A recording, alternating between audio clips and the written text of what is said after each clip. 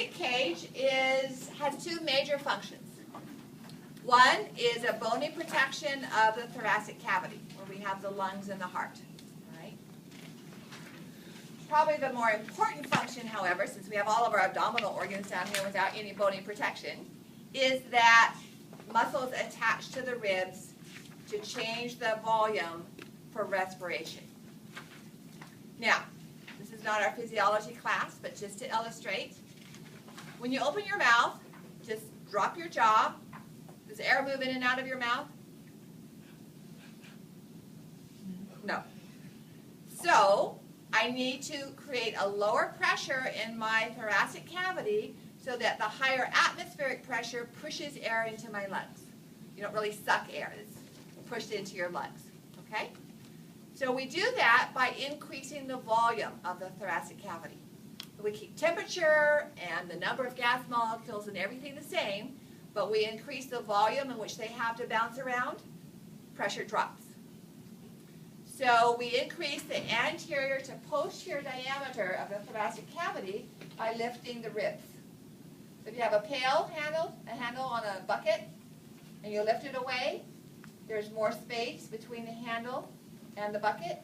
All right, so that's what happens when you lift your ribs up. But you don't have to lift them that far. And you lower your diaphragm. So lifting the ribs increases this diameter. Lowering the diaphragm increases this diameter. It only drops pressure by about 3 or 4 millimeters.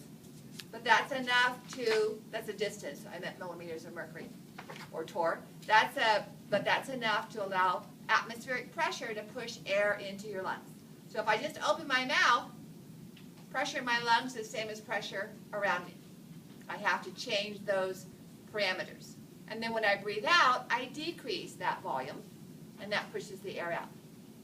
So muscles attach to our ribs, and they move slightly up and down to allow that change in volume. From the back, they attach to the ribs attach to the vertebra. From the front, they attach to the breastplate, or our anatomical term for these three bones is the sternum. So the top one always reminds me of a little bony shirt, the outline of a shirt.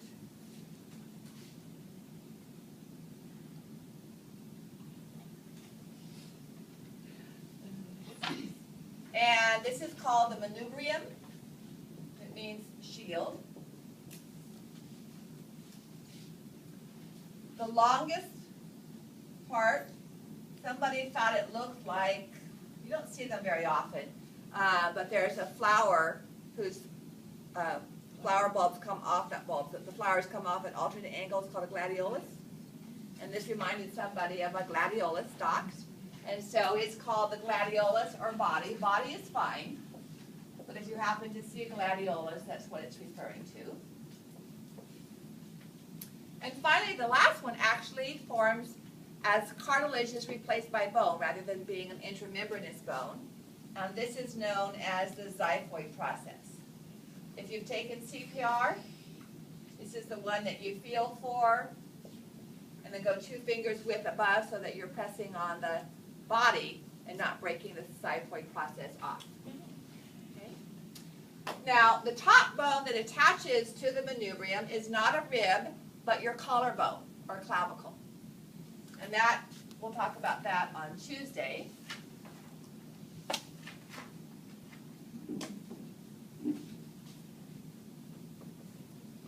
And that increases this depression right here. So when you put your finger there, it feels deeper than when you see it on the bone, and that's because the clavicle is actually present on both sides. So if we look at now it rests on that, you're feeling that depression right there. And that's known as the jugular notch.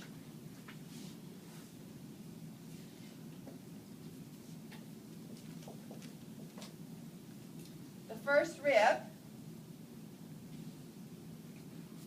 articulates just below that.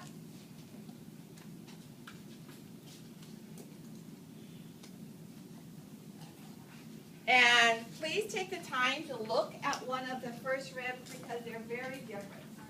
They're very short because they have a smaller region to go around. This is a rib. It doesn't look anything at all like the rest with the first thoracic vertebra. But if I put it out on a lab exam or quiz, someone's going to call it a mandible. Okay? And it's not. It's the first rib. Okay?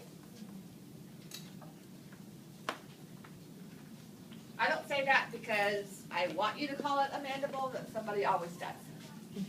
So just don't be that person. Okay? The second rib articulates here where the manubrium and the body join together.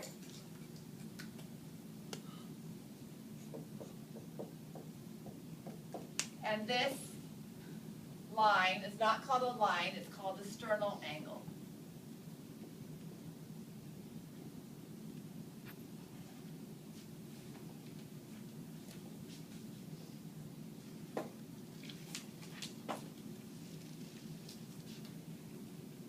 And then the rest of the ribs will articulate as we move down. That's what we're going to go into next, is classify those ribs by how they articulate with the sternum.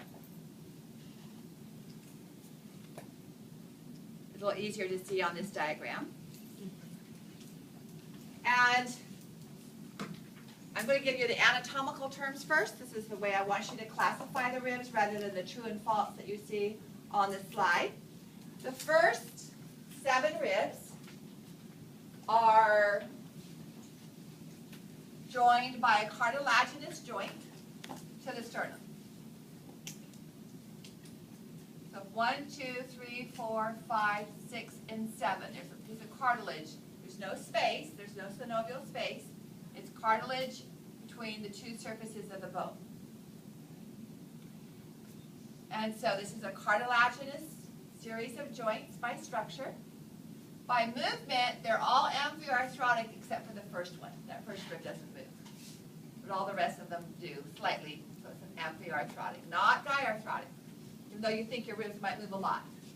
Okay, because it's cartilaginous, it can't be diarthrotic. So, ribs 1 through 7 are identified as attaching to the sternum via the cartilage, and so they are identified as vertebro-sternal ribs. Okay, from the vertebra to the sternum. Ribs 8, 9, and 10, they have cartilage too, but it goes not directly to the sternum, but to the cartilage of the rib above them. What was our root for cartilage? Chondro. So these are vertebrochondral ribs. So ribs 8, 9, and 10 are vertebrochondral ribs.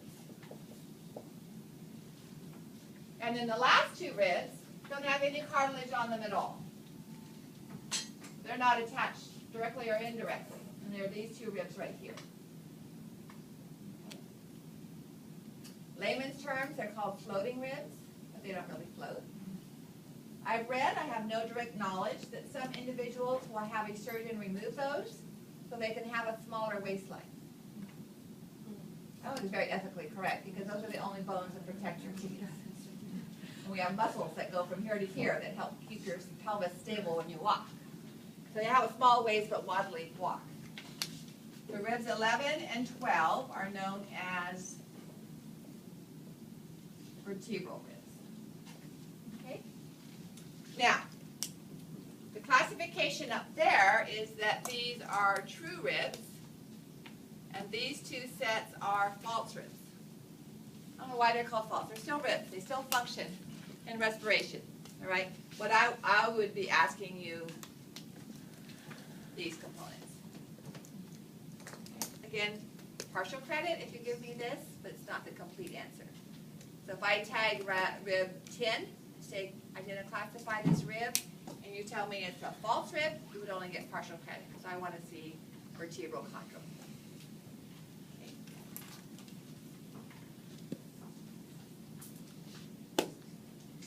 So as far as finishing up here with attachment, the vertebral end of a rib is known as the head, and that articulates with the body. So we have foot to body for the vertebra, head to body for rib to vertebra. And then there's a bump right here, and that is the tubercle of the rib. So T to T. Head to body, T to T. The tubercle of the rib, the transverse process of the vertebra. All right?